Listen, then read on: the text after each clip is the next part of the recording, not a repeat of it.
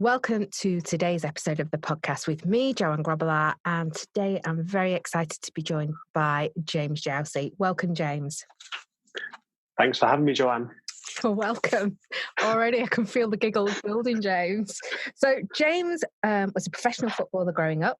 He's been in the fitness industry for the last 15 years, working as a sports coach and sports therapist. James, from a very young age, you were involved in competitive sport. How has that helped you shape your career today?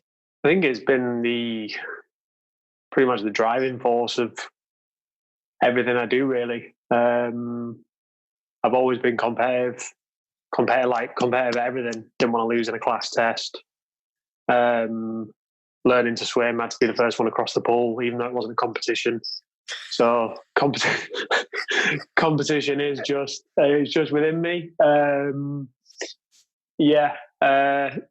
But been involved in that process and falling slightly short of my dream goal. Sports within me. So just the next step was only to move into sport. To move into initially the fitness industry. But again, the competition and the drive to know more and improve and be better has enabled me to work with people of all levels. But yeah, now in the professional sport realm as well. Yeah. So one of the things that I'm aware that you do is you now work with pro athletes. That's one part of your specialism. How did that happen? How did you make the leap from being a professional footballer, getting into the fitness industry, and now really, you've worked so hard working with pro athletes? Yeah. How did that come about?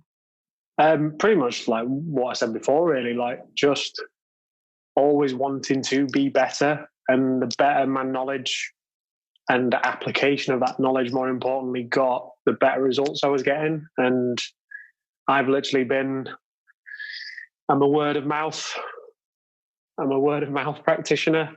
And yeah, the avenues that I was working down, it kind of led from, I was in CrossFit myself, and happy enough to admit that I was lucky in a place where the gym that I trained at, a good friend of mine, Carl Steadman, who is was one of the kind of leaders, pioneers of CrossFit in the UK, was the box owner. And so everyone kind of turned to him in the early days of CrossFit for help. And he knew my skill set as a coach and movement and helping people with injuries. And that kind of opened the door for me in that point of view. And then that just spread, like within CrossFit. You then had sports scientists that are interested in CrossFit and do CrossFit. And then that led into them coming to see me, and then before you know it, you're dealing with the professional level rugby player, Premiership rugby players and Premiership footballers, just purely based off results rather than talk. Like, well, don't get me into ranting on the fitness industry right now, but yeah. there's a lot of talk and not enough action. Yeah, which we talk a lot about privately about that. So I know from my own personal experience of you helping me, that you have a huge skill set in helping people move better. Yeah. Not just better, like more productively, more purposefully, and helping people understand their bodies and helping them come back from injury. What is the process when you have somebody stood in front of you, James, whether that's a professional athlete or somebody like me who is completely non-athletic? What is the process that you go through to figure out what is going on with them? First of all, it's understanding what is their desired outcome? Yeah. Is that sporting related? Is it life related? Why are you in front of me today? What drives you to be here? Like yourself, it was to get out of pain. Yeah. Then from there, leading it to walk again. Yeah. Yeah. the surgery that you went through. So then it's understanding, right, from that process, if that's my desired goal, now I need to know where that person sits relative to that goal, but also then the environment within which that exists and everything that's led them to that point. Yeah. So people that have come from high sporting backgrounds, low sporting backgrounds, how their body has learned to move can, like people that haven't been in sport can, I'd call them classed as like they're kind of like a naive mover. So they don't really have, they've actually got a lot of potential. So they can actually, a lot of the time, if I got a guy that's played football every weekend for 15, 20 years, I ask him to move, and versus someone that's been fairly inactive, sometimes you can actually see what would look like better movement from the person that's actually not done the sport. However, they don't have control of the body. Yeah. So you see that they've got better range or a better ability to squat or something like that, but then you almost see that Bambi on ice effect. Whereas sometimes with then the athlete, apart from at a high level, they're the best compensators. So they seem to be able to do more, but not necessarily correctly. They can sometimes look a bit stiff, but however, they've got control of that movement. So there's, where you came from pretty much leads me into, right, well, I know your past and I know where you want to go, and now I'm going to assess where I think you, relative to those two where you've come from and where you want to go to. I want to find out where you are relative to that destination. And then we start playing with your exercise and your movement based off your needs. So if you want to walk again, then exercises look a lot more like walking. Yeah. If you want to be a high profile athlete, then the exercise generally looks a lot more intense and a lot more sport specific. So I've got a question around your pro athletes. So I know what a really incredible coach you are, and you can take that recognition. You've just indicated there that, pro athletes, they can compensate quite a bit. How do you, when you see, because I'm imagining and you see that because you're such a phenomenal reader of people's bodies and people's movement, how do you have that conversation with them and get them out of maybe poor habits and into changing their movement, something that they may have been doing for, the whole history of their career? How do you help them change from what they used to do to doing something new? I mean, in fairness, a lot of it comes from, like I say, I'm lucky with that place of due to word of mouth and due to, my reputation, be it good or bad, infamous reputation, whatever you want to call it. Due to that process, people are kind of they're coming to me they're already motivated. They're already they're motivated, but like yourself, I need to be able to walk again. Yeah. They're a high level athlete. Nobody's more motivated. It's a big discussion. Is anybody more motivated than a highly driven athlete who is putting themselves out there to,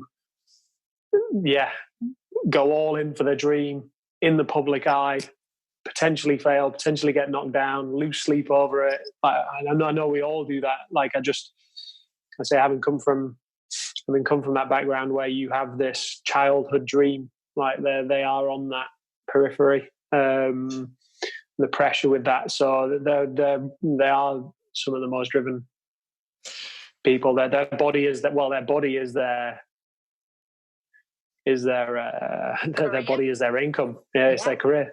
It gives them everything. So I think I'm in a lucky place where I don't necessarily have to do that. What I have to work with a lot more is showing people the path. So showing them look, you come to me in this painful state, but this isn't like you come to me once and I'm in a lucky place. Well, lucky. Coincidental luck that a lot of people see me one or two times and then they're out of pain. That doesn't necessarily mean that on my radar they are the optimal human being that I'd like them to be. So yeah,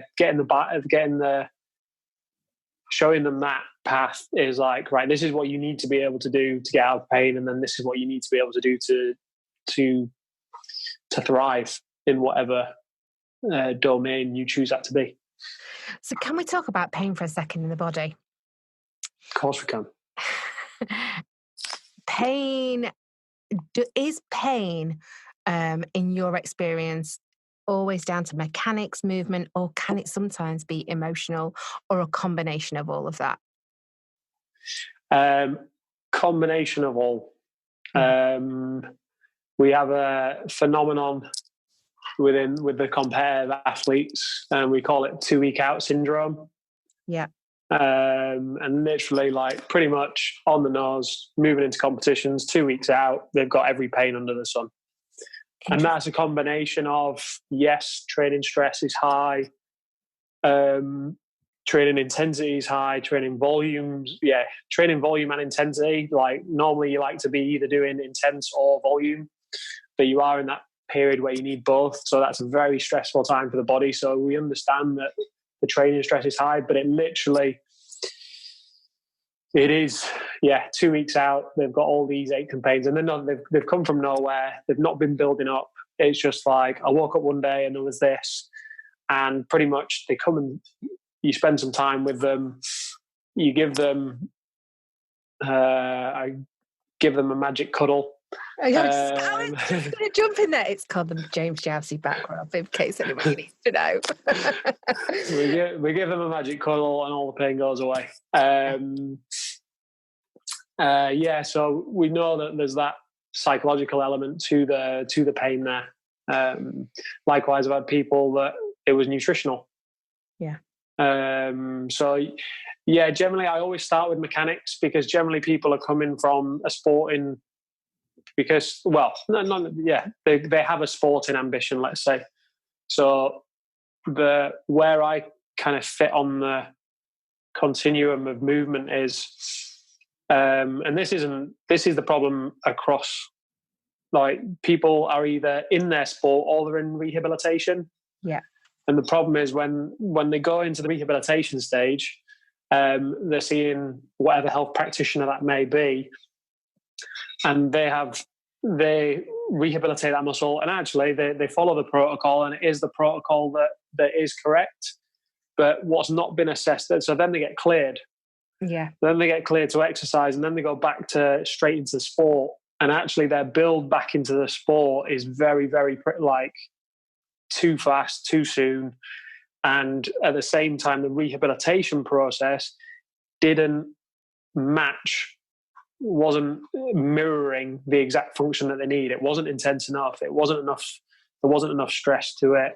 Yeah. So people live in that kind of, they're at one end of the spectrum or the other. What we do is we kind of take them through that journey where people kind of jump between their kind of rehabilitation and their pain, let's say, and their sport or their desired goal.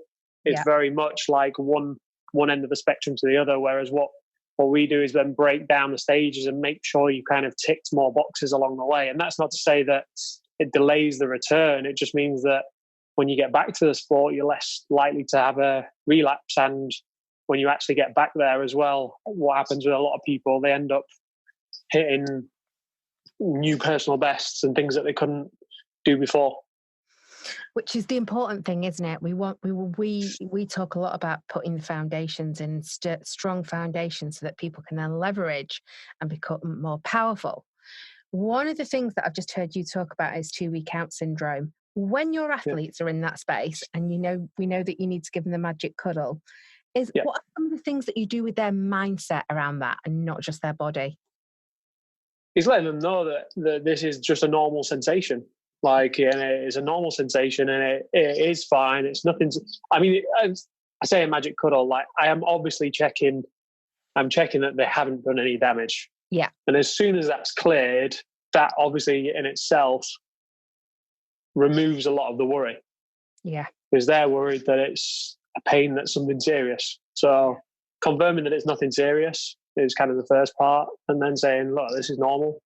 Yeah. Like, your body's supposed to be hurting, you're pushing it hard. Like, it's time to go. And I think one of the things that you've taught me as part of my rehab and recovery is that pain's not always a bad thing. You know, as part of the recovery process, when you start moving differently and start doing the things that you encourage people to do, it's going to feel different in the body. And that's not necessarily pain. It's just different. And I think that's one of the things that you taught me that was really helpful in my own personal recovery. Yeah, for sure. When, like I say, when dormant muscles or sleepy muscles, whatever you want to, such technical terms, want to call them, like when you're training muscles that have become lazy over time to start working, then they're new sensations that people haven't felt in a long time, and they've been in a pain cycle. So it's only natural that this new pain becomes a worry to them as well, because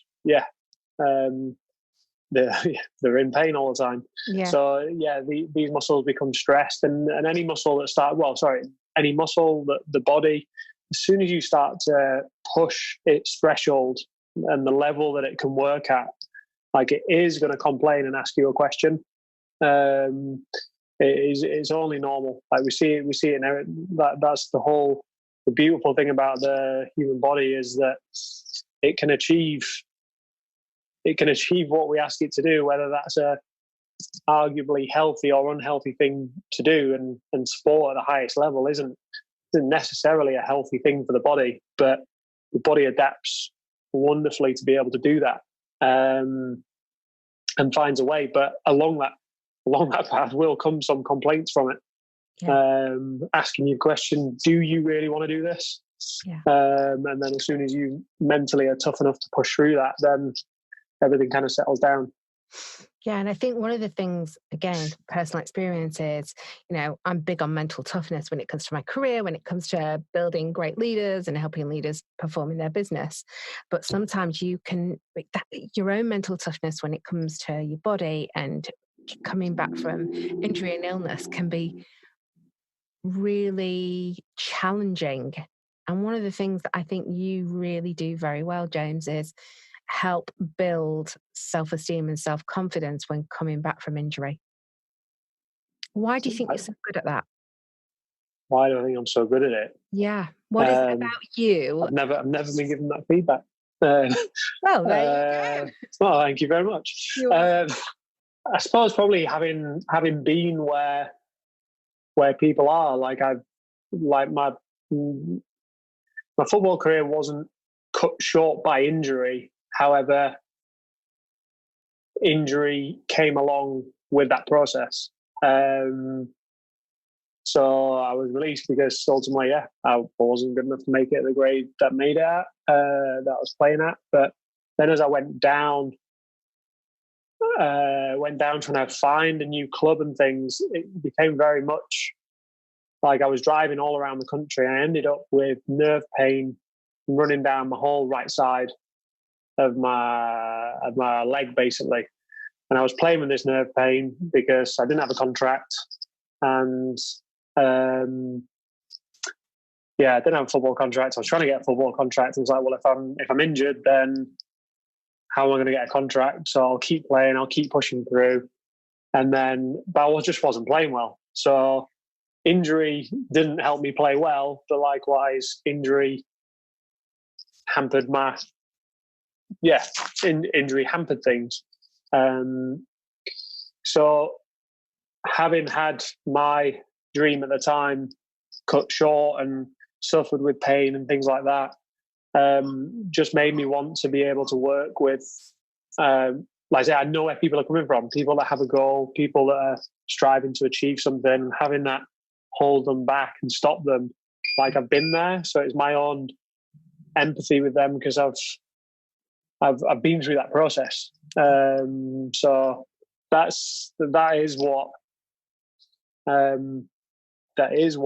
motivates me to help people. And I think for me, having worked with other health professionals when I was struggling with my injury and walking, thing that, and I'm going to drop it in here, the work that you did with my dad that I've talked about on my social media, and how you were just incredible with him when, quite honestly, other health professionals completely discounted him. The empathy that you show is like I've never seen before with a health professional, James. And I think it's really interesting that you've just tuned into that now and you were able to pick out the word, it's empathy. I know what it feels like to want to move, to want to be better, and being somebody as competitive as you are. Interestingly, you got this massive competitive edge, but you can drop down into empathy and really transform that communication experience between you, the coach, and the person that needs your help. Why, thank you again. I don't take compliments very well, Jo. I know. Well, this is something that we work on. Yeah. But is that news to you, having just walked that through? I mean, No, I do realise I am, like, it's really weird. Like, the worst thing you can do is train your partner. Yeah. And, like, I remember I think I did like 30 minutes with my wife way back before we were married in a gym, and we pretty much just ended the session right there because I literally had no sympathy, no empathy, no patience. It was just like, why can't you do it? Are you stupid? What's wrong with you?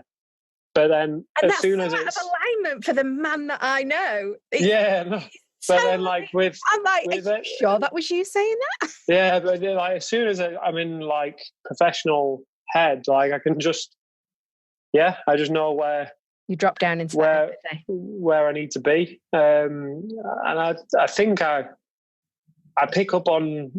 Well, I'm not a bad reader of body language and everything like that, so you can tell when someone needs more of a, I say cuddle, needs more empathy versus when someone needs a kick up the behind to stop moaning, just work harder. Yeah. And I've had both ends of the spectrum, believe me. Yeah. And it works. And I think, one of the reasons that I really wanted to speak with you today on the podcast, because, I do a lot of work in the arena of emotional intelligence. And for me, the work that you do is very emotionally intelligent led. You're very good at relationship building. You're phenomenal at motivating your pro athletes and people who are not athletes who do come to you for help and support. But empathy is something that's really special in you, and that superpower. Interestingly, you shared with us that one of the hardest lessons for you as a leader has been around confrontation. Yeah. Where have you moved from that being a hard lesson to now working on that skill and managing confrontation?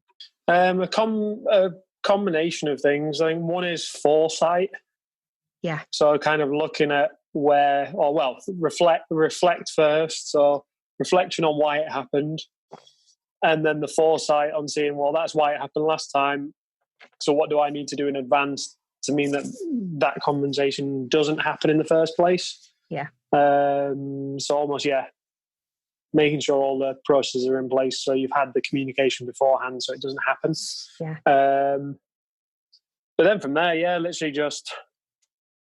It's being able to press that pause button, I think, isn't it, James, and take 10 paces back and maybe create the visual that you can look around a corner emotionally that you maybe couldn't see because you're standing so close to the challenge or the issue. Yeah, for sure. Like, definitely I'm in a different mindset when I read. Like, I spend a lot of time, my athletes are messaging me a lot, and I used to waste a lot of energy, and a lot of my stress came from reading the words, whereas now I actually don't. I just answer the question. Yeah. I don't read the words, almost, if that's how I'd best describe it. Like, you don't emotionally translate the words. Yeah, exactly. So I just answer their question and move on. I don't feel like I have to explain myself or anything like that. It's just, no, they just want to know if it's that. There you go. That's why. Yeah, and I think that's something that there's all areas that we all need to consistently work on. So I think it's brilliant that you own that part of yourself. What I want to talk to you about next is you've gone from professional athlete, professional sportsman, to moving into the fitness industry, to now owning 2 really brilliant brands, James Jowsey Training and Red Pill Training.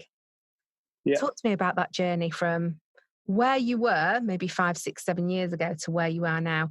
What are the things that choices and maybe the decisions that you've had to make to end up with these two phenomenal brands that have real, really, really are champions in that space? Yeah, I was talking to someone about this the other day. I feel like pretty much since I started in the fitness industry, I've pretty much been on a 2-year cycle. Yeah.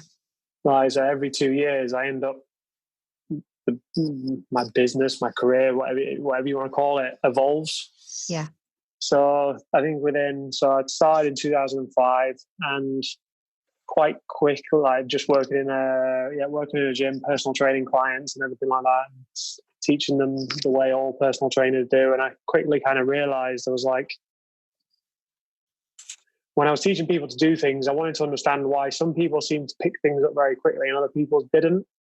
And so I worked very hard on it being me not good enough as a coach to understand it, rather than the flip side of, which is the general consensus from coaches, is, oh, well, sometimes you just got people that don't know where the bodies are. And yes, to a certain extent, that can be the case. You get more coordinated people and less coordinated people, but still not happy to accept that. And it's my job to improve it. Yeah. So that's where I then ended up looking into movement and like, well, if a joint's restricted or a muscle's weak, then that's why the joint's going to move that way, etc. And was just studying and using the stuff that I'd learned, but actually not really getting many results. And then luckily after 2 years, I ended up moving gyms. And then the gym that I moved to, the personal training company, were running like a CPD day, and they got a company in to talk about functional movement and how the body really works. And it was Phil Mansfield, who is my mentor and now privileged to say my business partner at Red Pill, that was teaching me. So 2007 I was introduced to him. 2008 I started the mentorship program, and then I've literally been just developing through that process. So going from personal training, then working with people with pain, then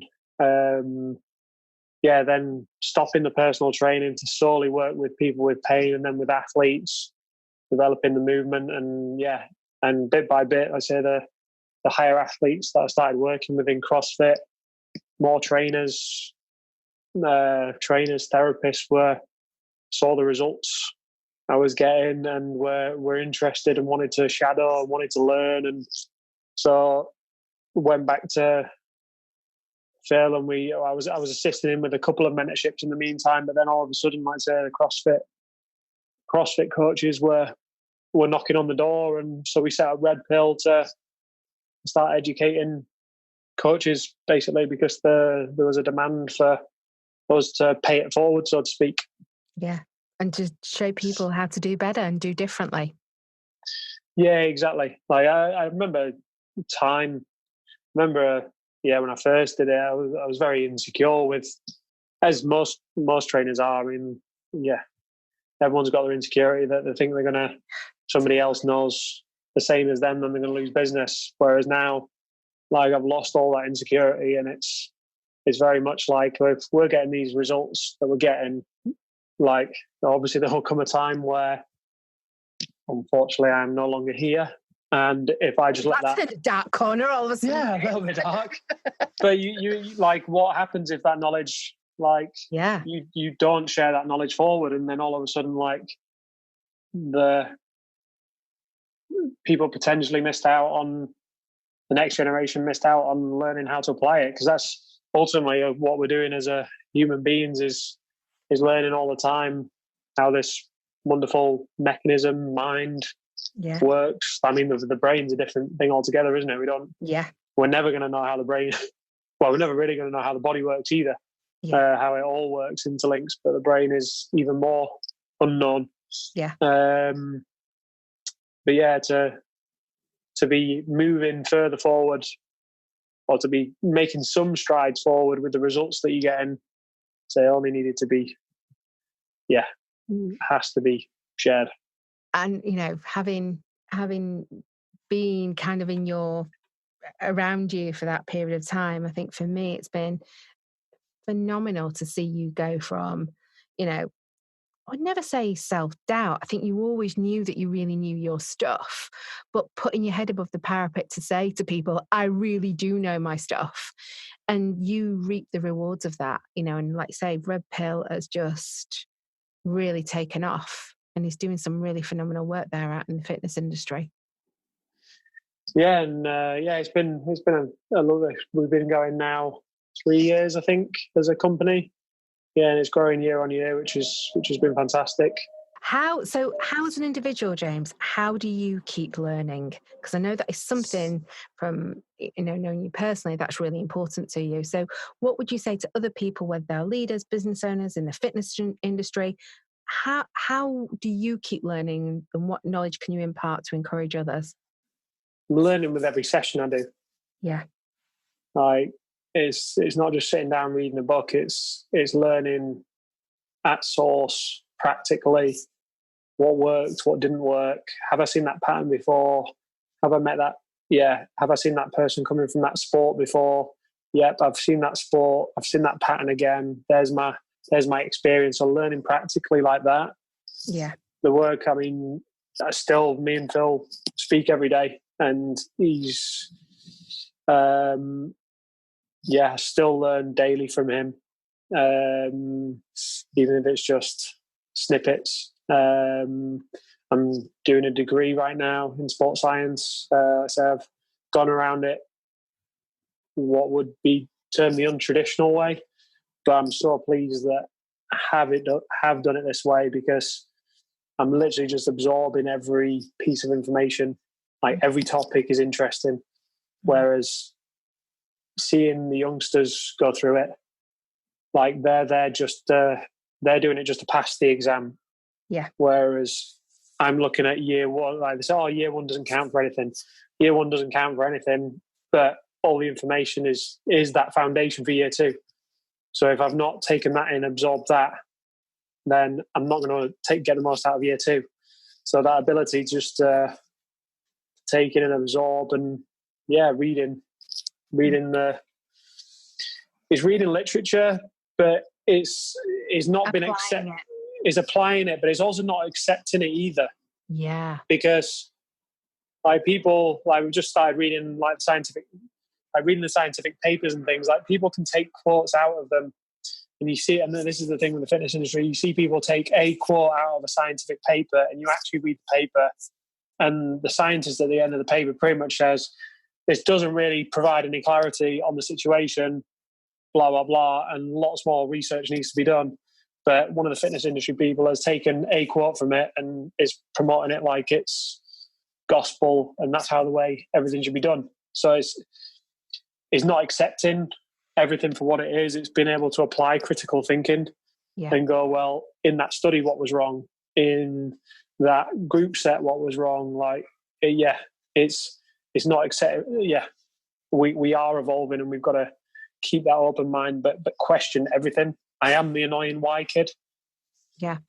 Which is why when my daughter asks me, why, Daddy, I just laugh, because it's she's turned into you completely. It's karma. Yeah, it's karma. I think it's really interesting that, because we have an episode that we've recorded with Dr. Sarah Davies, who's a functional medicine doctor.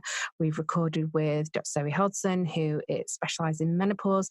And both of those clinicians and GPs have said, you know what, we need to look at the research and turn it on its head, because actually how that research has been interpreted may totally not be correct for a certain group of people, and therefore we need to connect the dots in a much more intuitive, smart way. So I love the fact that you're also looking at that medical information in that way, James. Yeah, I mean, obviously the research is,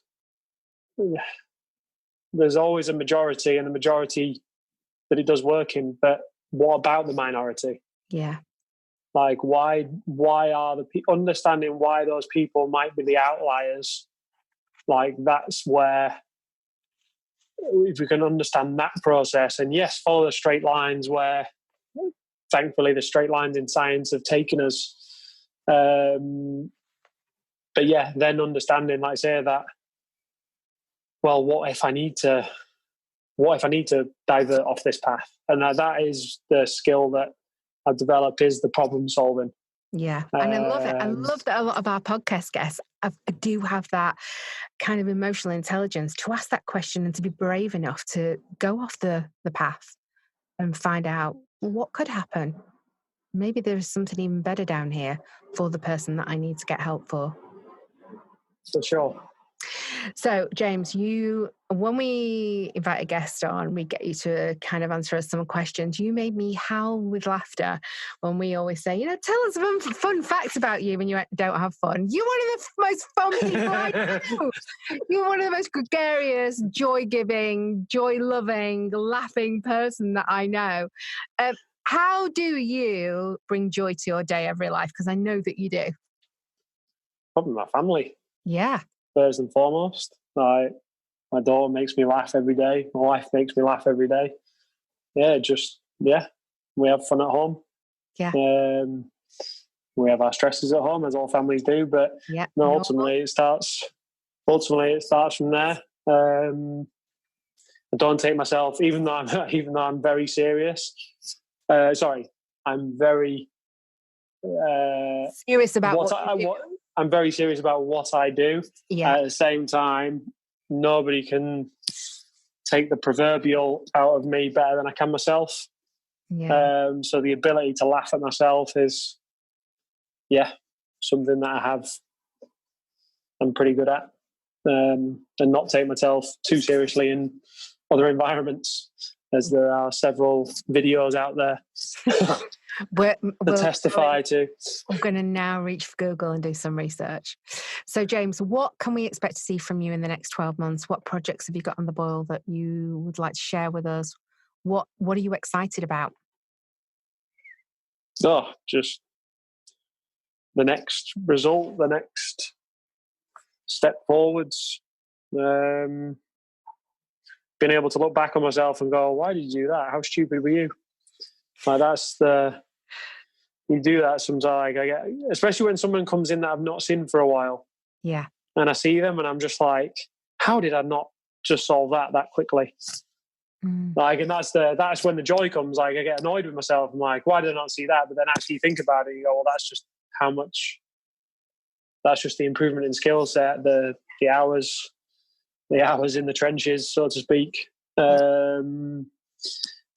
Just paying off. So we're Red Pill is growing. We're developing a coaching team now, so we're able to.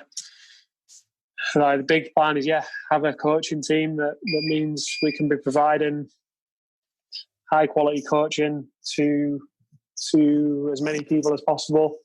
Not directly, obviously, coached by us, but indirectly. Mm-hmm.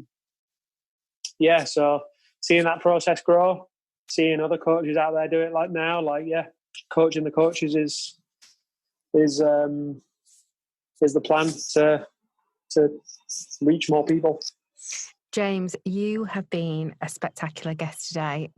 I have personally a lot to be thankful and grateful to you for. I held you in very high esteem, and I was just so privileged that you agreed, after I did badge you, to come on the podcast, because I know you don't just do work with phenomenal athletes. You do really good work with people who are completely non-athletic like me, and you literally transform people's lives. And I'm grateful to you. So thank you so much for being an incredible podcast guest, sharing your values and story with us, and just being ace. Thank you very much for that. You're welcome.